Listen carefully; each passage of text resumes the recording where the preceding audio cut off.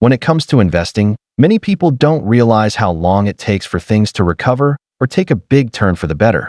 As a result, they become impulsive and start selling or trading, and whatever else they do, it becomes a major problem, which is the tariffs' current issue.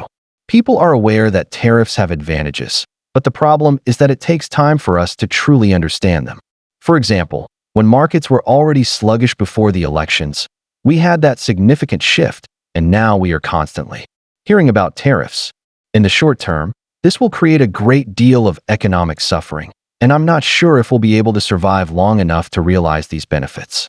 Even now, or even around the time that we were pumping as well, everyone was afraid because, as you can imagine, before the elections, everyone was saying that we were in a recession, that markets were going to crash, and that we were going to see another 2008 crisis. There was over $6 trillion on the sidelines in money market funds that were betting heavily on a recession and the tariffs. Well, they just highlight the growing pain around the economy. However, aside from that, do I think that we will weather this storm? I do believe that we will. The market hasn't done much over the past day, but we are beginning to see some increases overall. Not too shabby.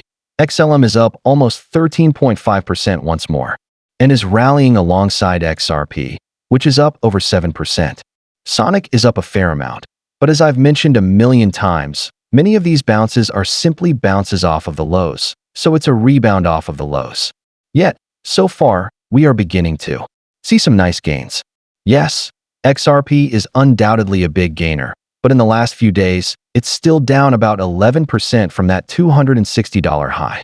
We are getting closer to breaking last month. The main focus for me personally is getting out of that downward trend, and if we do turn on the candles, my main goal in terms of XRP is simply getting $3 back. I won't be overly optimistic about the short-term price action of XRP until we cross that $3 threshold. Until then, we must exercise extreme caution. However, when we zoom out, the overall structure of XRP still appears to be in good shape.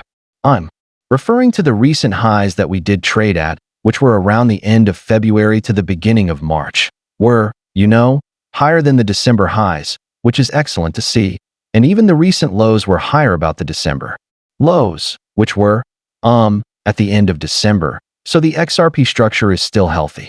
$2 has held so far, and we continue to expect that to hold and be maintained over the coming weeks as we sort of work through this tariff chop, but I anticipate that XRP will have a much bigger run-up.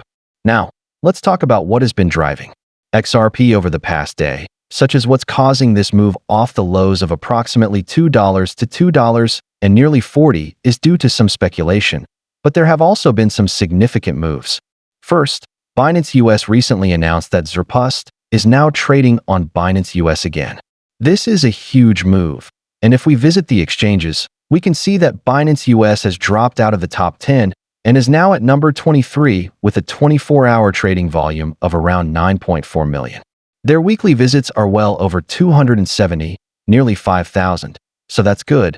But the issue is that it's not a huge change, but it is trading volume. It's still trading volume. But this is a big announcement that increases market exposure to XRP and gives U.S. citizens access to another exchange to buy, sell, and trade XRP. Naturally, we also learned yesterday that Franklin Templeton had filed an S-1 document for an XRP ETF, and today, guess what? Franklin Templeton made another big announcement that they had officially filed for the spot XRP ETF with the CBOE. This is a huge update, and it's also the reason why we are currently seeing a lot of pumping around XRP.